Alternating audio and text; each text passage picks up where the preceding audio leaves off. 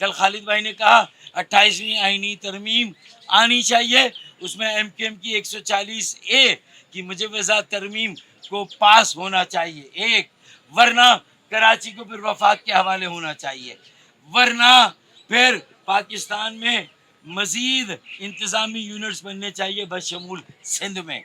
आज आप एसएमटीए बनाइए जो एमक्यूएम की petition 24/2017 PLD 2022 supreme court 439 para 46 2022 में जजमेंट आई, आज तक वो आप नाफिज नहीं कर रहे। क्यों आप डिले टैक्टिक्स कर रहे हैं? क्योंकि उसकी आड़ में आप अरबों रुपए की घेर फेर कर रहे हैं। वो पैसा किस तरह इराक में पार्क हो रहा है, वो पैसा किस तरह दुबई में पार्क हो रहा है, वो पैसा कहाँ जा रहा है? आप मकाफाते अमल देखिए।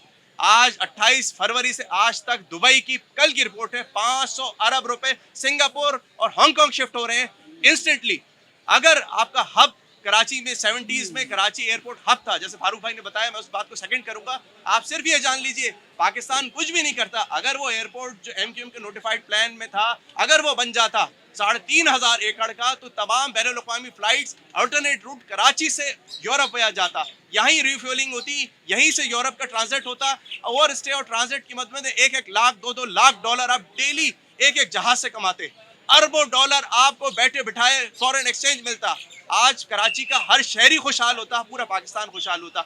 आज कब्रें आप 40-40 हज़ार रुपए की बेच रहे हो, वो जमीनें कहाँ गई? मेयर साहब कहते हैं कि कराची के मास्टर प्लान में कोई ग्रेवयार्ड नहीं है, उनसे पूछें, वो कहते हैं कि 36 नाले, आप उसके अंदर देखिए, उसमें स्ट्रॉन्ग वाटर ड्रेन का पूरा मैकेनिज्म मौजूद है। उसमें लिखा हुआ है कि साइट पे कहाँ चौक होता है, नर्सरी पे कहाँ चौक होता है, नॉर्थ आजाद में। मेयर साहब कहते हैं, मैं उनसे पूछना चाहता हूँ, कभी आप वो प्लान तो पढ़िए, 240 पेज का प्लान, उसके अंदर क्या लिखा हुआ है? यही नहीं, 10 फरवरी 2026 को मेरी सिंध बिल्डिंग कंट्रोल रूल्स की नॉन फ्रेमिंग, जो पिछले 56 साल से फ्रेम ही नहीं हुए थे, अदाल करीम मेमन साहब ने ये इसको ऑन किया और उन्होंने ये जजमेंट दी कि 90 दिन पे इसको नोटिफाई किया जाए और इस पे बाकायदा कंप्लाइंस नोटिस दिया गया कि उसको गजट किया जाए, जो आज तक नहीं किया गया। और इसमें chief secretary Sindh, principal provincial secretary local government, director general building control authority, senior director master plan, DG KDA.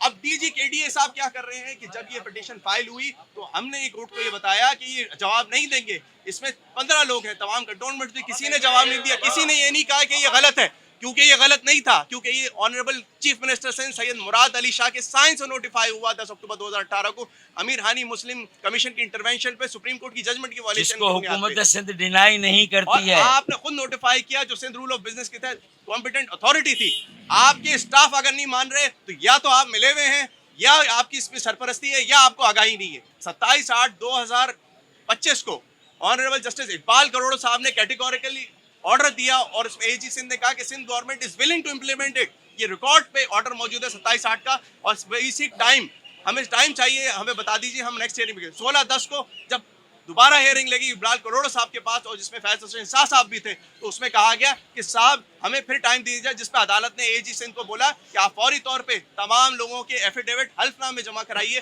कि ये फौरी तौर पे इसको इम्प्लीमेंट करेंगे। लेकिन वो फिर बेंच चेंज कर दी गई। फिर क्या होता है कि फैज हुसैन शाह साहब का अपॉइंटमेंट जो होता है वो उठ जाता है, कुछ हो जाता है, बेंच टूट जाती है। फिर 2/12/2025 को ये केस लगता है, फिर जमा होते हैं सारे लोग और उसमें कहा जाता है कि आज एफिडेविट दें, तो एक रिव्यू फाइल कर दिया जाता है कि साहब ये अदालत ने ऑर्डर ही गलत किया, हमने तो ये बोला ही नहीं।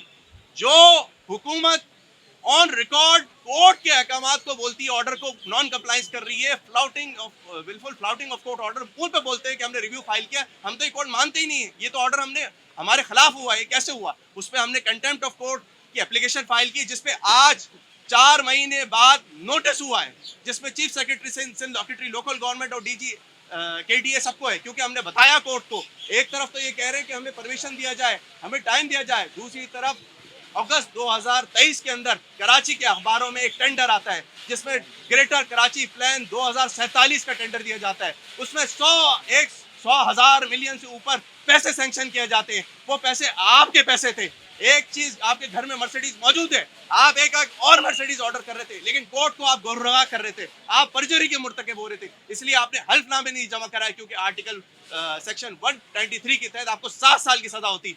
ये तमाम इदारे, आज मैं तमाम अरबाब इख्तियार से बोलता हूँ कि 500 अरब रुपए आज दुबई के कराची आ सकते थे। ये 500 अरब में से अगर 10 अरब डॉलर भी कराची आ जाते जो सिंगापुर और हांगकांग जा रहे हैं, तो आपके मुल्क को कोई दुनिया की ताकत नहीं हिला सकती थी। आपके पास पोर्ट भी मौजूद है। आज 15 metre Karachi port trust dredging कर रहा है, वो पोर्ट तो मौजूद है, लेकिन आपके पास एयरपोर्ट मौजूद नहीं है, आपके पास ट्रांजिट एरिया मौजूद नहीं है, आपके पास रनवे मौजूद नहीं है। कौन 18 साल से हुकूमत में है? कौन रूल ऑफ बिजनेस के तहत चीफ मिनिस्टर सिंध है?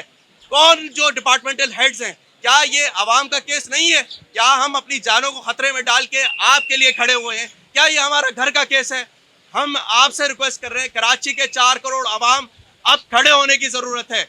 अगर एमक्यूएम खड़े हो सकती है, आप क्यों नहीं खड़े हो सकते? सूबाई असेंबली में जब एक करारदाद सिंध के वडेरे मुतासिब हुक्मरान ये लाते हैं कि सिंध की तकसीम हरफ आखिर है, वो शजरे ममनुआ है, नहीं हो सकती, तो पीटीआई और जमात इस्लामी कराची के शहरियों की पीठ पर छुरा घोंपते हैं।